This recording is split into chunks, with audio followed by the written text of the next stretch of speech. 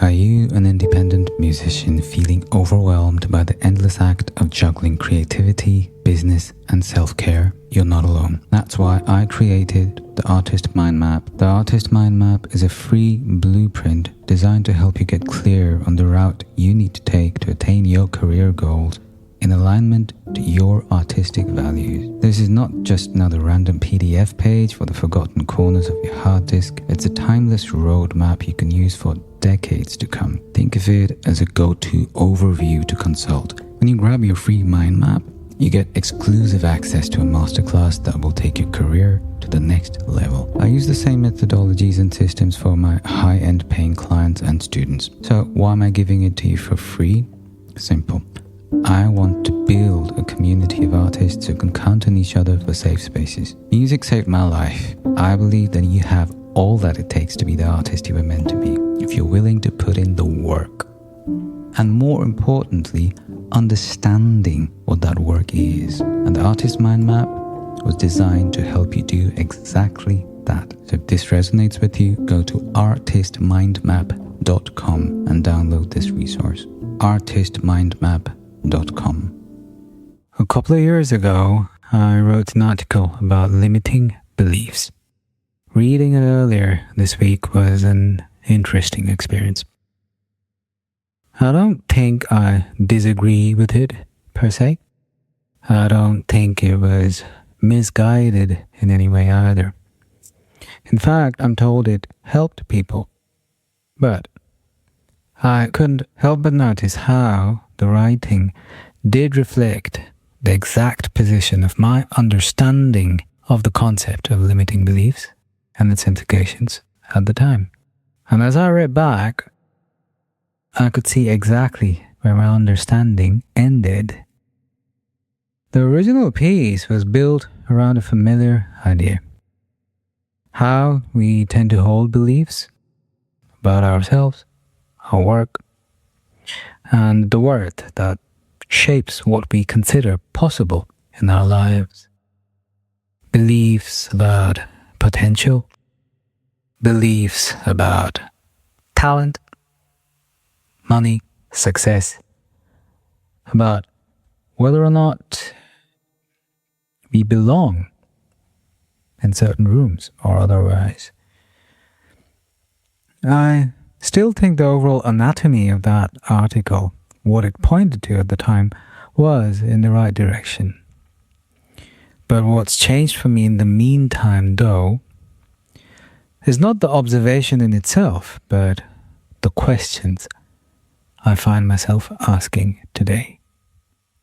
Let's discuss.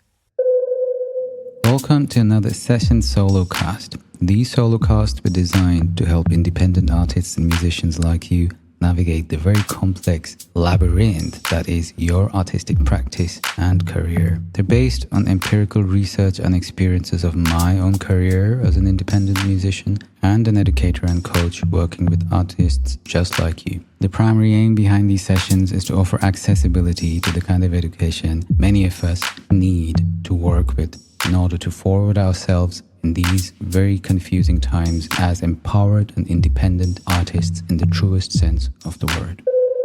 What are limiting beliefs anyway? For those of you who might not have read the original article, it'd be unfair of me to barge right into my updated take on the entire thing without giving you a bit of a lowdown. The term limiting belief became popular through coaching, personal development, and psychology circles. At its simplest, it's an assumption. An assumption we hold about ourselves, other people, or the world that influences our behavior in ways we may not fully recognize. Some are obvious. Thoughts like, I'm not talented enough. I'm too old. Nobody cares about my work. Others are a little more subtle. Things like, real artists shouldn't care about money. If I promote myself, people will think I'm arrogant. I need to suffer for my art. If my music is good enough, someone will discover me. A real artist doesn't need any marketing. Many of these beliefs can feel like facts. Facts because we've ended up repeating them long enough, often unwittingly so, to a point where they've embedded themselves within through just the sheer practice of it all, and added to the very noise that threw them across our way in the first place. That's when we stop discerning them as interpretations and begin experiencing them as a reality instead, individual and or shared. That's probably why the concept of a limiting belief, as opposed to, say, an empowering one, probably became so popular in the first place.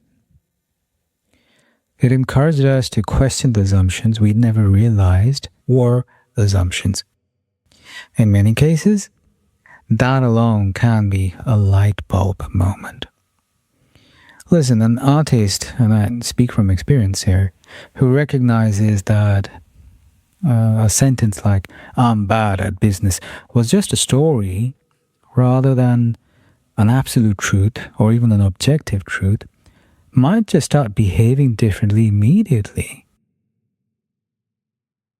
His entire world might just change at that realization, or their world might just change at that realization, A creative who thought they need to be quote-unquote talented for meaningful output may re-examine that entire proposition. The framework, limited beliefs, has indeed helped countless people. I know it helped me. But what I've become less convinced about in the meanwhile, over these years, what I've been less convinced about since the first time, or at least the early phases of my association, my acquaintance with the concept of limiting beliefs, is whether the belief was where the story actually began in the first place. There's a question that changed the entire equation there. For years, much of my practice revolving around identifying beliefs and challenging them was a very important aspect to the entire dynamic of it all. The way I saw it, if an artist was struggling with the regular professional hazards, things like, releasing music in musicians' case, connecting with our audiences, our clients, understanding finances, marketing our work, building, pursuing opportunities, the obvious question that would arise in the room would be, what belief is creating this experience? But once the skill of identifying the belief is mastered, what we're left with is a list of all the beliefs that might be standing in our way. They don't necessarily free it up, the experience that is. That was the observation that resulted in an increasing interest in a different question altogether in the recent past. And that question is, why does this belief exist in the first place? The shift might sound subtle, but in practice, it changed almost everything. Where the older question assumed the belief as a source, the newer one revealed the belief might be a consequence instead. My older article essentially said, artists struggle because we believe things we are limited by. And today I'm saying, artists often believe things that aren't accurate because a part of them thought those beliefs were necessary. That is a very different conversation. See, sometimes understanding isn't enough. One of the more uncomfortable discoveries of the past few years has been realizing that understanding a pattern and being free of it are not the same thing. I've learned the hard way in my own patterns, and even in some of the people I work with. The thing is, most creatives I know are already highly self-aware. They know why they procrastinate. They know why visibility feels uncomfortable. They know why money feels complicated and comes with guilt. They know why consistency can be confusing. The question that arises then is if the insight alone can actually create the change they need to break those patterns. When I look back, some of the most significant shifts in my own life haven't come from just changing what I think, but from recognizing patterns that no amount of intellectualizing seemed capable of reaching. I could explain them. I could analyze them. Heck, I could even teach them. But what I couldn't do was to stop repeating them myself. One of the particular examples that's easy for me to cite offhand is how it would be confusing to allow the freedom for others to misunderstand me, quote unquote, without actually thinking of myself in the same way, without letting what is referred to as metacognition take over. Metacognition is when we are acutely aware of how someone else might be perceiving us. So we start perceiving ourselves in the manner we think someone else is perceiving us. Bit of a mindfuck there. Either way, these patterns, especially the one I just referred to, started getting costly somewhere along the way. Like literally actually started costing me money at some point. Money and, more importantly, time, energy, well-being. And for the longest time, I described this entire cycle through the language of beliefs. I think me believing my needs didn't matter was the problem. Me believing that harmony was more important than honesty was the problem. Me believing that being understanding was always virtuous. And there might have been elements of truth to it all in those explanations, but what became increasingly difficult to ignore somewhere along the line was the fact that understanding it all changed very little. Maybe I'm being a little rude to the power of understanding, but in the long run, yes, understanding was a first step, a fundamental step even, a step the entire process can't even take place without, but it's just the beginning. The patterns remained, and what finally began creating movement wasn't a better argument to counter what my understanding had revealed, but becoming curious about what that pattern was covering up, protecting. And then the epiphanies started. How accommodating others had once preserved connection. How understanding someone else's perspective first had always felt wiser rather than risking disapproval. How blending in felt safer than sticking out with a thought that might challenge it.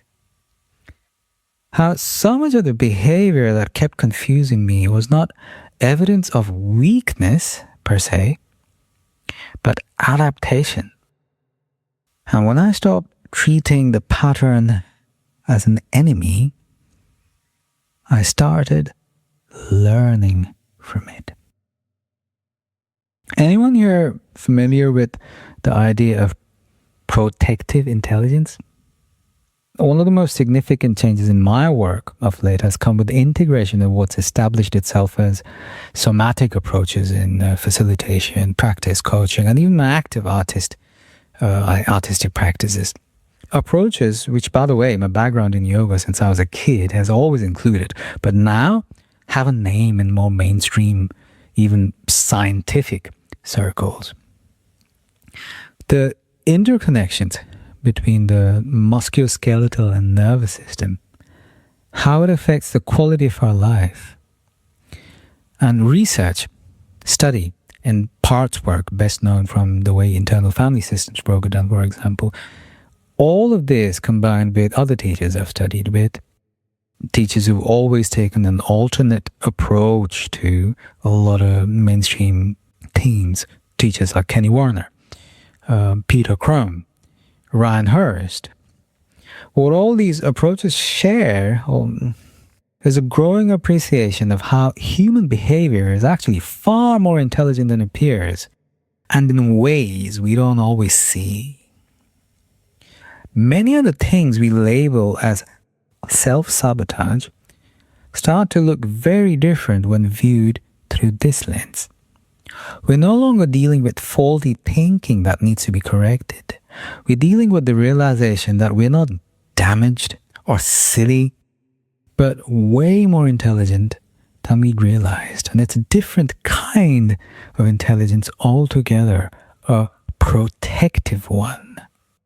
This is an intelligence that taught us that visibility could be dangerous. Wealth came with conflict. Success could mean abandonment. Remaining talented and undiscovered was safer than being discovered. Belonging could result in self-abandonment. From this perspective, the belief is not a cause, but just the story attached to an adaptation meant to protect us. Way back in the day, something happened.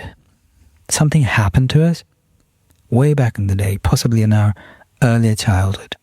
And then the system, designed to make safety our highest priority, adapted. And then a belief emerged to make sense of that entire process. It filed it away as a system that kept us safe and kept repeating it the entire cycle. That, in my experience, is the reason so many creatives find themselves eluded of the elixir they thought was at the end of the journey, even after years of quote-unquote mindset work, or lack thereof. They can identify the belief, many of them. They can explain it even. In fact, some of the musicians and artists I know, creative CEOs of companies even, they're not even referring to what they identify as a psychological concept like limiting belief, but they still can identify it. They can name it, or maybe not name it, depending on. Heck, they can even replace it with an empowering one, and yet the behavior usually remains, or often remains, because the body does not necessarily change just because the story did. The artist's dilemma in all of this shows up everywhere in our careers. A creative tells me they struggle with self-promotion, and on the surface it looks like a belief problem. They believe marketing is manipulative, visibility is vanity. They believe people aren't really interested anyway. But the truth is, in more cases than one, what emerges underneath is a nervous system that associates visibility with judgment, criticism, exclusion, humiliation, danger. The same applies to beliefs on money. An artist thinks they have a limiting belief around charging for their work, charging at all or charging too much, charging too little. That may be true, but sometimes the deeper issue is that charging money creates sensations of discomfort that have very little to do with logic. Conflict, guilt, fear of being labeled as a sellout, an imposter, becoming someone they were taught not to become. We were taught not to become. That's when arguing with the belief becomes a meaningless battle. And understanding the protection we think it might be offering a far more interesting street to walk down. Examine. Question. The limits of mindset. Now, if any one of you have ever taken my core CIAR Complete Independent Artist Roadmap, I have an entire module dedicated to mindset. So full disclaimer, just to be clear, I am not against mindset. Mindset as a broad umbrella term is a given, is a no-brainer. Well, that sounds weird. Mindset is a no-brainer. What does that even mean? Anyways, there is no world without our mindset defining it for us. So just to be clear, none of what I've said is against mindset work per se. There was a period in my life where mindset work was enormously, not just valuable, but at the centerpiece of all the inner work I was doing. In fact, in some ways, one could argue it always will be. When looked upon holistically, many of us genuinely benefit from learning to challenge assumptions we've carried unquestioned for years. The framework, mindset or otherwise, is not the problem. It's just that it can get mistaken for the entire picture. A doorway becomes the house, and arguing with the thoughts repeatedly becomes just another way of remaining trapped inside a house we didn't necessarily sign up to live in the first place. So, the musician who can't release their work, they don't need a better argument. The writer who can't raise their rates for clients they're working for, they don't need another positive affirmation. The CEO who keeps procrastinating does not need more evidence of their capabilities. In most cases anyway, the most useful question here is not, how do I change this belief at this point? It's a different one.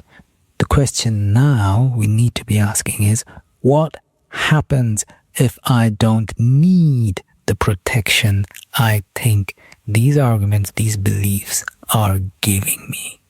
Who am I then? Who am I? Which version of me exists? Who am I? Who do I become in the absence of the protection or the danger, both of which I think I'm constantly struggling with? Who am I when neither the protection or the danger exists? Speaking of beliefs, not all beliefs are equal. That's the other trap.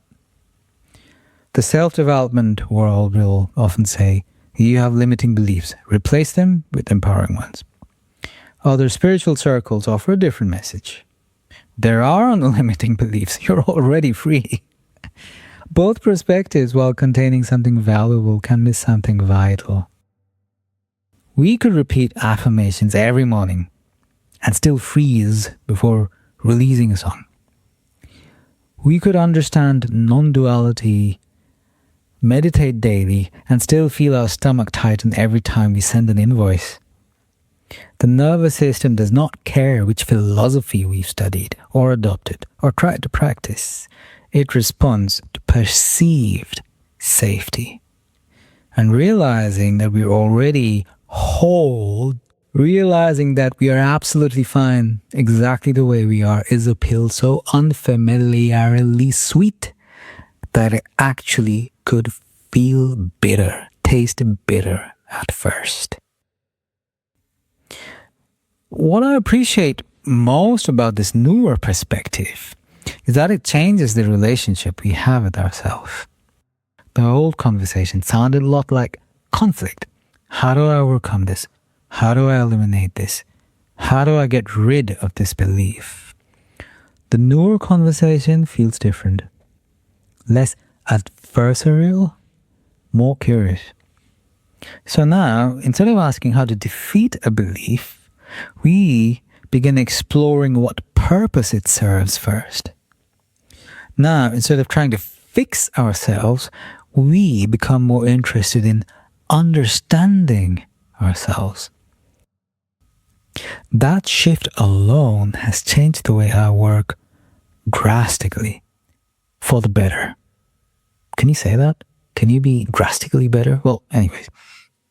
And more importantly, it's changed the way I relate to myself enormously. Closing thoughts for tonight.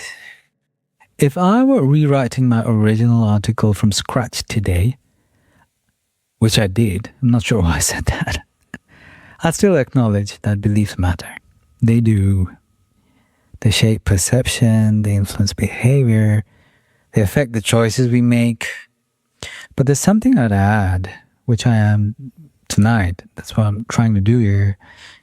I'm actually not doing a great job of summarizing my closing thoughts here, but I guess the takeaway, what I'm trying to get at tonight is that beliefs, limiting or otherwise, rarely appear in isolation.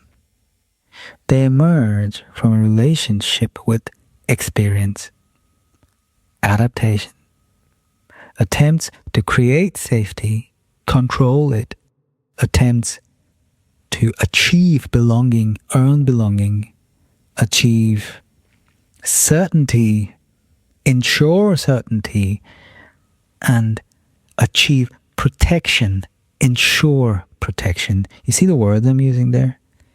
Overall, it's this sense of control we want to have over things we don't really have control over. So if any of this resonated with you, I'm going really deep tonight with this topic. But if any of this resonated with you, consider this the next time you encounter a belief you would like to get rid of. Ask a different question, because the question we usually ask is not as interesting anymore. The question isn't really about whether our belief is limiting us anymore or empowering us anymore. The question I would invite you to consider asking instead is, what has the belief spent years to protect? Hope that helps. Hey folks, I hope you found that episode helpful. Here's a little request. If you did, consider sharing this episode with your folks. Think about the ways in which they might benefit the way you did. And please don't ever hesitate to reach out if you have queries. My name's TL. I'm an independent musician and educator and the founder of the Holistic Musician Academy.